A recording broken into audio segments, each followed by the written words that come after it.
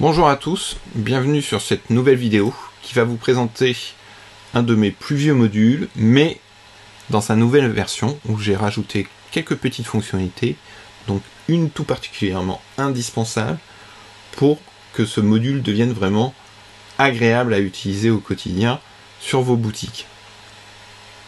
Alors ce module, il a été critiqué beaucoup par des collègues développeurs qui m'ont toujours dit mais ça se vendra jamais, c'est inintéressant, on peut contourner le système et ainsi de suite.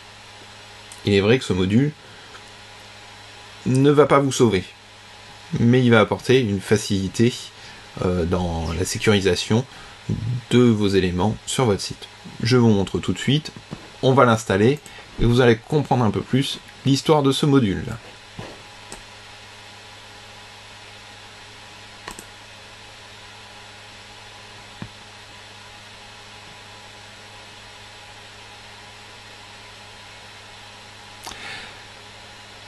La première installation est toujours un petit peu longue, parce qu'en fin de compte, mon module récupère les données sur add-ons pour les autres modules que je vends, que vous pouvez découvrir.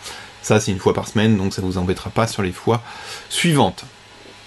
Donc ce module, tant décrié et moqué, c'est un module anti-clic droit.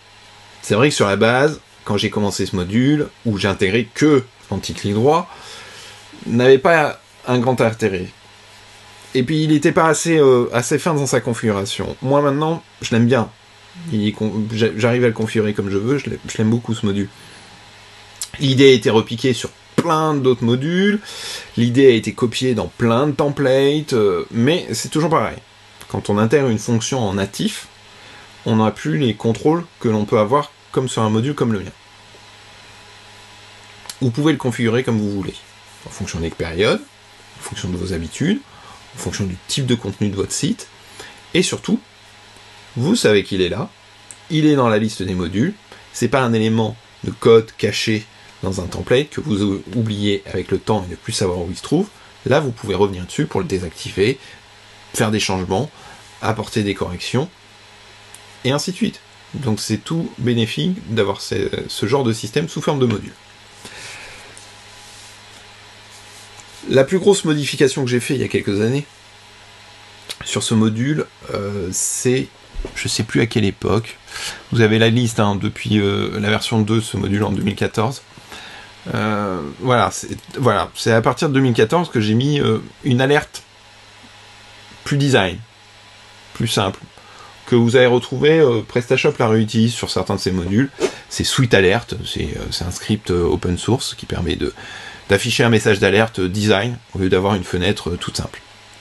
Seulement cette fenêtre va prendre la place. Donc j'ai eu des demandes pour que l'alerte soit plus simple, qu'on revienne à l'alerte traditionnelle d'un navigateur. Je vais vous montrer tout ça. Le module, il permet de bloquer les clics droits, donc c'est la première chose qu'on peut activer. Le module permet de bloquer le clic droit, mais que sur les photos. C'est-à-dire que ça permet de laisser libre l'usage du clic droit, par exemple, sur les champs de saisie, et ne bloquer que sur les images, parce que c'est principalement les images qu'on veut sécuriser avec le clic droit. Puisque si on va sur le site de base, je rafraîchis, quand on va sur le site de base, si on fait un clic droit sur une image, on peut l'enregistrer directement. Je peux faire un drag and drop, je peux sélectionner le texte, je peux copier le texte, je peux faire un clic droit copier, machin, il y a plein de méthodes.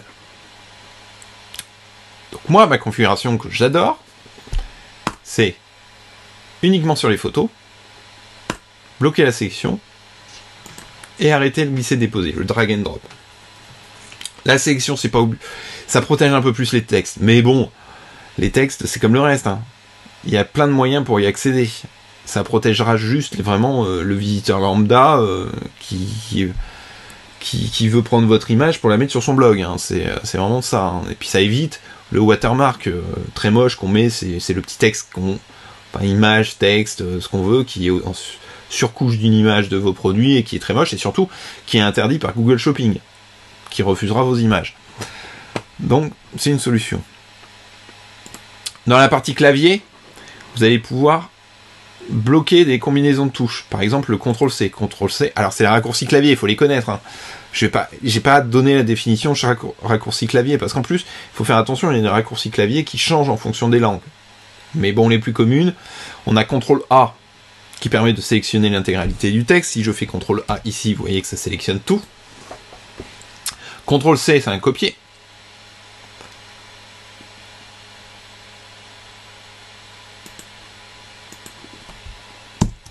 CTRL-L, je sais même plus. CTRL-I, c'est avoir les informations. C'est pas CTRL-L, c'est CTRL-I.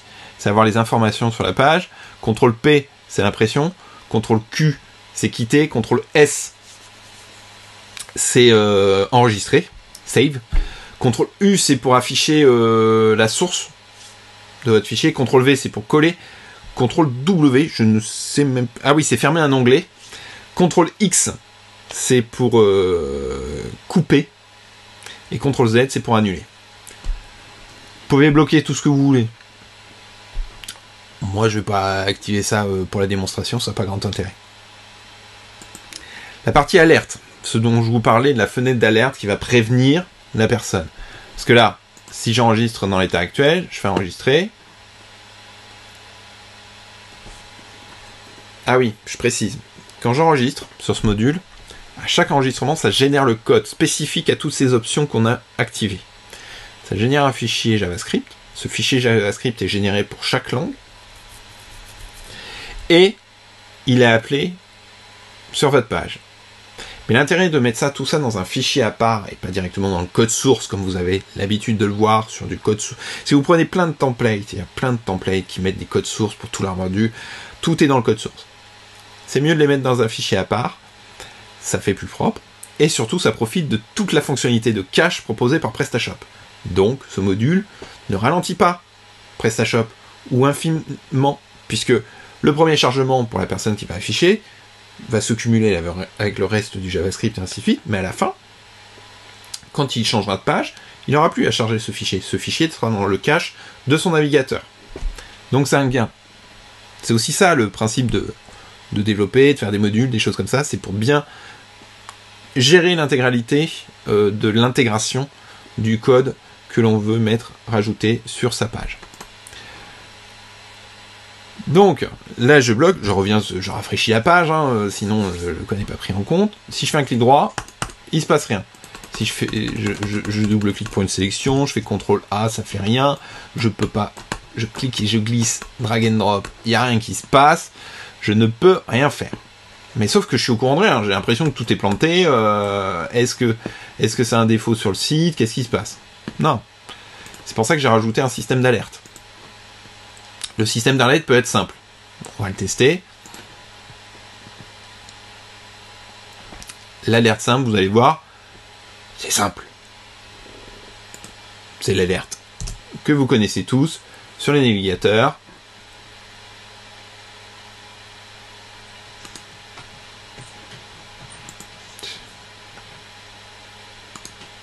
Voilà. Cette action est interdite sur ce site. Ce texte, c'est le texte de base que j'intègre à l'installation, qui est traduit dans les langues du module, je sais plus, je dois avoir 6 ou 8 langues de traduction.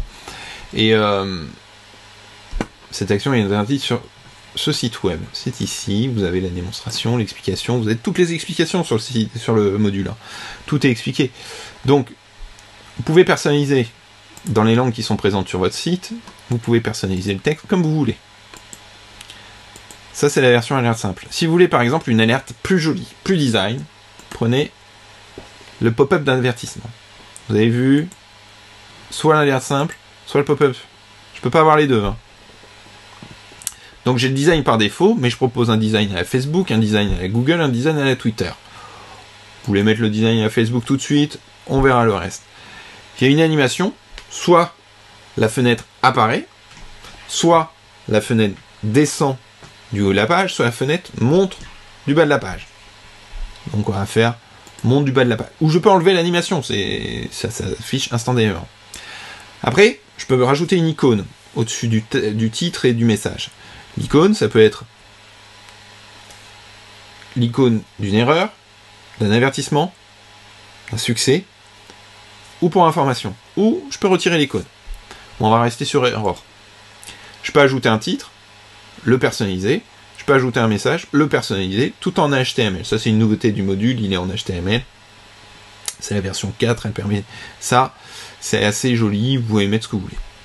On peut fermer automatiquement au bout d'un certain temps. Mettez pas un temps trop court, c'est en millisecondes. Hein. C'est rappelé ici, c'est rappelé ici. C'est en millisecondes, ça va très vite. Rien que l'animation, si vous mettez 500 millisecondes, rien que l'animation n'a pas de temps de se terminer que vous fermez la fenêtre. Donc aucun intérêt. Moi, je laisse toujours à 0. Vous pouvez activer la fermeture sur un clic externe. C'est-à-dire que vous avez votre pop-up, votre fenêtre, et vous pouvez cliquer autour pour fermer automatiquement cette fenêtre. Ou sinon, en appuyant sur la touche échappe de votre clavier. Le bouton permet de fermer quand les deux actions précédentes sont désactivées. Le bouton de base, c'est OK. Vous pouvez mettre ce que vous voulez. Moi, je reste toujours sur OK. Donc, je valide, j'enregistre. Ça régénère le fichier JavaScript. Ça prend un peu de temps parce que ça le fait pour toutes les langues. C'est fait. Je rafraîchis ma page. J'attends que le rafraîchissement se termine. Et je fais un clic droit. J'ai une belle animation. Je clique à l'extérieur, il ne se passe rien. J'avais beau appuyer sur la touche Escape, il ne se passe rien. Il faut que je clique sur OK. Donc je refais. Ah oui, c'est vrai. J'ai le droit de faire un clic droit à côté. Mais sur l'image. Ça, c'est l'alerte version Facebook. L'alerte par défaut, elle est pas mal. Vous pouvez personnaliser la couleur du bouton avec le design par défaut, mais pas pour les autres. Donc je reste là-dessus. On va mettre par exemple pour info. Et on va mettre le pop. Comme ça vous allez voir la différence. Donc on a changé le design, l'animation et ainsi de suite. Tout ça en quelques clics. Hein.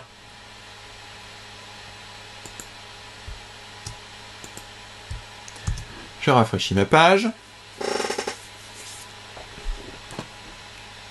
Et je fais mon clic droit. Vous voyez que l'icône a changé. J'ai laissé le titre et le texte, je n'ai pas personnalisé. J'ai toujours le bouton OK. Si je clique à côté, il ne se passe rien. Et c'est bon. Autre particularité et grosse évolution dans la version 4, il y a pas mal d'évolutions sur la version 4 de ce module, c'est les exclusions. Avant, je ne proposais que l'ajout de l'adresse IP. Cliquez, ça ajoute votre adresse IP dans le champ et vous étiez content. Quand vous enregistriez, vous n'étiez plus concerné. Là, pour simplifier la chose, je fais autoriser les employés. C'est-à-dire que toutes les personnes qui sont connectées sur leur navigateur, quand ils vont sur votre site, sur le même navigateur, quand ils sont connectés au back-office, j'enregistre, vous allez voir, ils ne vont plus être impactés par le blocage du clic droit. Par exemple, moi qui interviens sur des sites où il y a ce module, il n'y a rien de plus agaçant à chaque fois de devoir aller mettre mon adresse IP pour pouvoir ne pas être concerné. Avec ce système, comme j'ai accès au back-office des clients, je ne suis plus concerné si je suis connecté sur mon navigateur. Donc je me suis connecté en back-office, vu que j'ai contrôlé le module, j'arrive sur la page du site, je fais un clic droit sur l'image, et ça fonctionne. Je fais une sélection, ça fonctionne. Je fais un glisser, ça fonctionne. Tous les systèmes de sécurité que j'ai mis en place avec ce module ne concernent que les clients. Ça ne concerne pas les administrateurs du site. Ça libère la vie, ça permet d'accéder à pas mal de fonctionnalités de développeurs, ce qui est très bien quand vous gérez votre propre site, pour pas être ennuyé par ce système de sécurité. Bien sûr, ça, ce n'est qu'une des bases de sécurité pour protéger vos données. Il y a aussi, je le rappelle toujours, le CAPTCHA sur le formulaire de contact. Moi, je propose un CAPTCHA indépendant de tout système tiers qui est sous forme mathématique sur le formulaire de contact, où il faut répondre à l'addition, tout simplement. C'est évident, la question est simple. Vous ne pouvez pas valider tant que c'est pas répondu. Ce système protège aussi les inscriptions, les connexions, mais là, sur la partie connexion et inscription, vous n'aurez pas le CAPTCHA. sous cette forme-là. C'est-à-dire que, outre le système de calcul que j'ai mis en place, il y a 3 autres systèmes de sécurisation qui sont en place mais qui sont cachés. Ces 3 autres systèmes suffisent à eux-mêmes.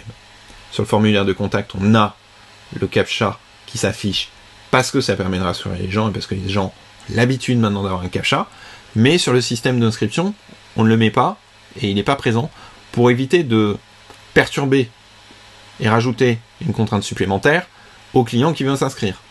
Mais la sécurisation, elle est quand même là. Mais c'est pas le sujet de cette vidéo. Donc, je remonte, je désactive l'autorisation pour les employés. L'employé se balade sur le site. Il n'a plus les autorisations.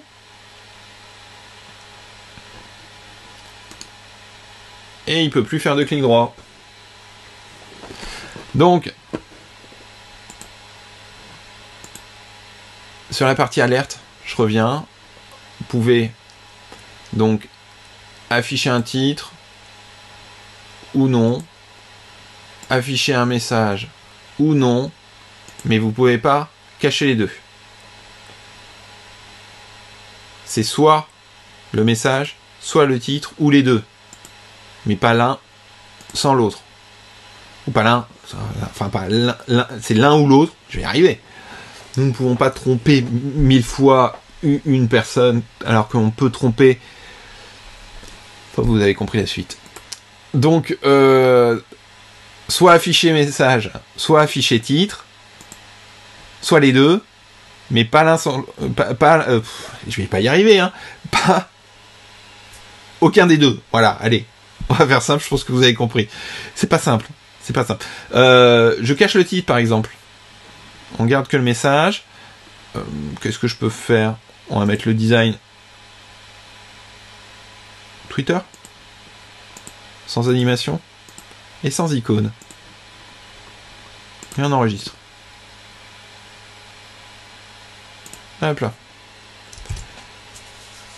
Je rafraîchis. Et je clique droit. Quand on prend les designs personnalisés, si on retire le titre, ça fait pas très joli. Je vous montre avec le design par défaut. Ça va être quand même beaucoup plus joli.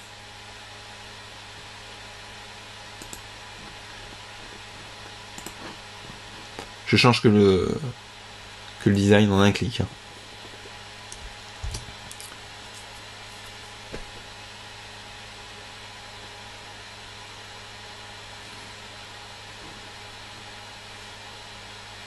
Ça charge, ça charge, ça charge. C'est bon. Voilà. Design par défaut. Quand on a retiré le titre, quand on a retiré l'icône, la fenêtre est beaucoup plus petite. Elle est toujours lisible. Elle est toujours. On a une fenêtre d'alerte un peu plus jolie que la fenêtre d'alerte de base, mais quand même, ça n'a pas un truc gros pavé comme certains n'aiment pas. Je peux pas cliquer à l'extérieur, je peux pas cliquer sur Escape, je suis obligé de fermer. Enfin voilà, que dire d'autre? Ce module a beaucoup évolué, il s'est amélioré au niveau des performances, au niveau du design, ça j'ai un gros boulot pour intégrer encore plus. J'ai fait les mises à jour sur les systèmes des librairies utilisées par le module. Vous avez tout dans le changelog hein, depuis le début, comme ça, moi mes modules ils sont transparents à ce niveau-là, tous les modules indiquent tout le système. Vous pouvez me contacter si vous avez besoin de support, me rappeler ces éléments-là pour que je comprenne votre problématique. Sinon, voilà. Pour les raccourcis clavier, testez-les. Hein. C'est à vous aussi d'apprendre les raccourcis clavier, ça fait partie du rôle d'informaticien de savoir à quoi ça correspond. Il y en a 2-3 que vous pouvez bloquer, mais bloquez pas tout, ça sert à rien. Parce qu'il y a des fonctionnalités qui peuvent être intéressantes comme imprimer. C'est dans des sites particuliers, il y a des demandes pour ne pas autoriser l'impression des pages. C'est comme ça, on me l'a demandé. Moi, j'avais pas mis ça au départ. Mais voilà, le module évolue. Si vous avez des idées d'évolution pour sécuriser un peu plus, pourquoi pas. Pourtant, je pense avoir fait le tour. Hein. Les systèmes, je prends en compte le maximum de navigateurs. J'ai eu des retours. C'est ça que j'aime bien. J'ai eu des retours des clients qui ont eu des problématiques sur des mobiles. Mon module s'adapte aussi au mobile pour le touch et tout ça. Donc j'ai essayé d'intégrer tous les codes les plus performants que j'ai trouvés et que j'ai testé depuis beaucoup d'années, puisque la version 2 date de 2014. Ce module, je sais plus quand est-ce que j'ai commencé à le faire, mais peut-être 2012, 2011, 2012, quelque chose comme ça. Donc il a peut-être 10 ans le module, peut-être un de mes plus vieux. Mais voilà, donc j'espère qu'il pourra vous servir et j'espère que vous avez aimé cette présentation. Toujours pareil, je rajoute plein d'informations sur le module ou sur le matériel que j'utilise ou sur les sites sur lesquels je vends mes modules, tout ça dans la description. Je rajoute aussi de temps en temps des vidéos en lien pour vous expliquer un sujet que j'aborde dans la vidéo et que j'ai pas le temps de traiter ou j'ai traité en vidéo, donc je les rajoute dans le temps. Et des fois je reviens sur des vidéos, je remets des liens vers des nouvelles vidéos que j'ai créées. Donc voilà, si vous voulez rien louper, je vais faire comme les autres youtubeurs, je rentre dans le game, donc abonnez-vous et activez la cloche si vous voulez louper aucune vidéo. Ça franchement, vous faites comme vous voulez, mais abonnez-vous et puis mettez un petit pouce, ça fait toujours plaisir et puis ça permet de faire remonter ma vidéo auprès de vos amis, auprès d'autres gens, et ça lui donne de l'importance. Et n'hésitez pas à poser des questions en commentaire. Si vous faites du bashing pour dire ce module ne sert à rien puisque de toute façon je connais la méthode pour pirater quand même les photos à tous les coups, oui bien sûr, on est bien d'accord, il y a toujours une méthode, ça protège pas, c'est vraiment un élément de sécurité supplémentaire qui permet de bloquer une partie des gens. Il y a d'autres systèmes de sécurité pour éviter des problématiques de ce genre sur votre site, mais c'est pas le sujet. Il faut mettre plusieurs entre guillemets obstacles pour que les gens pour que venir vous voler vos textes, vous voler vos images soit tellement compliqué que c'est agaçant et que les gens laissent tomber. C'est la majorité des piratages sont vraiment c'est des gens qui profitent d'un système, c'est pas des gens qui prennent le temps et qui ont que ça à faire.